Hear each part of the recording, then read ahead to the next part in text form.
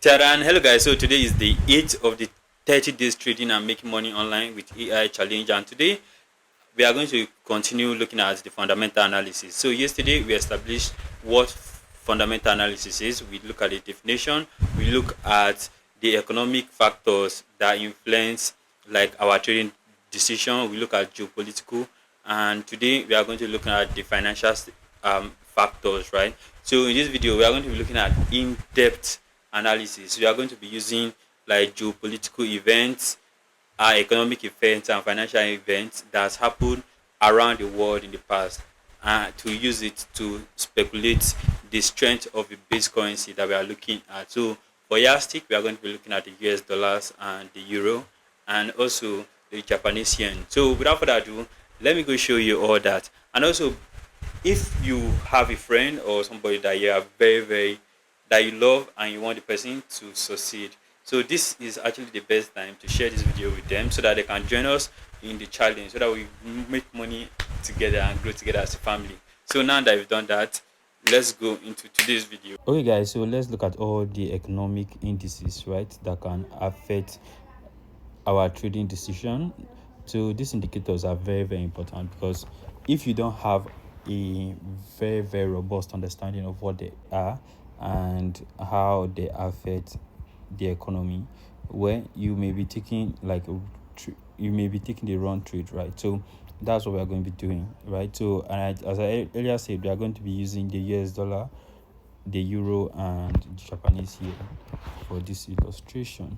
So the first thing, as somebody suggested in the comment section, that I should have notes, so I've created a notes for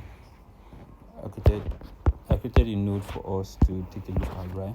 So now, in forex trading, fundamental analysis involve evaluating economic, financial and geopolitical factors to predict currency price movements.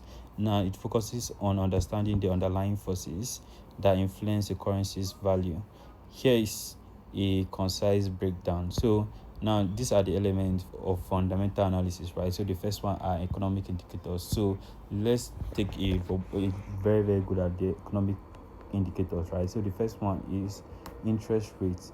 Now, so the central bank decision can affect the interest rate, right, and the economic growth. Now, higher interest rates will attract foreign investors to come to invest in the country, whereas low interest rates will affect the currency pair adversely, right, or the base currency adversely, because investors will not be interested in investing in such currency pair, because the goal of any investor is to maximize profit, right? So that's one. Then the second one is GDP. We are going to be looking at the chart so that I will give you explain all this thing in further details.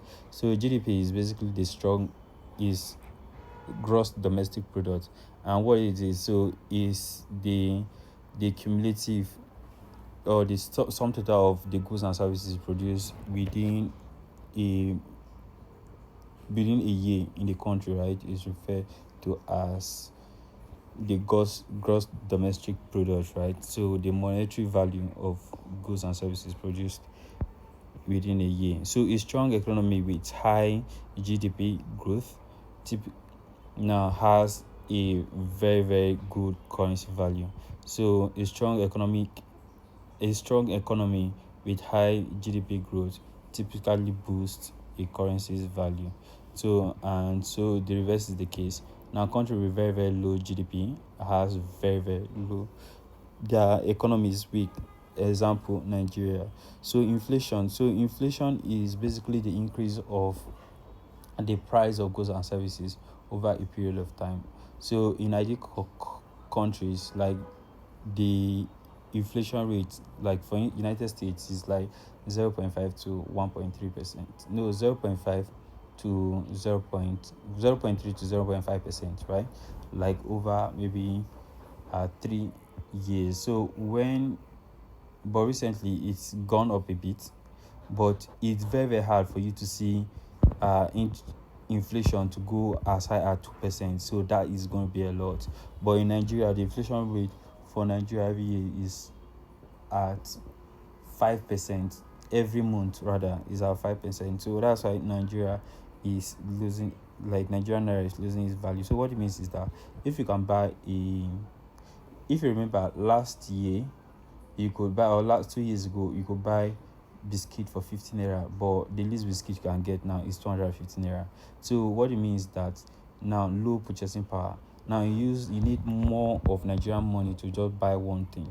So what 200 naira could have bought for you like in 2 years ago, right? Now you need like 500 naira to buy it now. So basically that's what inflation is. So moderate inflation can strengthen a currency, but high inflation may weaken the economy. So now you know. So the higher the inflation, that is the low the purchasing power, and investors wouldn't want that. So let's quickly look at the chart. So this dollar index, right? And I told you that the dollar index is what used to determine the strength of the dollar. So now so we are going to use two illustration, right? So the first one is the COVID-19 pandemic and how it affected the US dollars. So this is year 2021. So COVID-19, when they found COVID-19, or when it was discovered, and they just started making headlines. So the world was just pretty okay, and nobody really gave a hoot about it until the lockdown, right? So that was when, look at, so if you see here, if you remember too well, so this kind of stick that you see, each one represents a month. So let me tap it. To do it, just hold it down. You are going to see, so if you hover over it, you are going to see where it is. So this is January, so this is September 2019. Look at it down here. So here, so by April, so lockdown started in March. If you remember, March 2020, that's when they started lockdown, and everybody started, because there was no much economic activity. The world was literally locked down. You saw that the price of US dollars went down. It went down drastically. So you see this drastic down. So it went down until they started making people they started allowing people to go out, then started picking up. So that's how like natural disaster or the pandemic or political event can affect, like a currency pair. So the base currency that you're talking about. So look at another thing that happened during the election. So here, during 2024 election, you see this spike down here. So let me show us. When Trump was inaugurated, right, and there were a lot of uncertainty about like his policies, about his sending immigrants out and all. So all that fear and chaos. So that's what brought dollar down, right? So if you check here, so if you check 2024,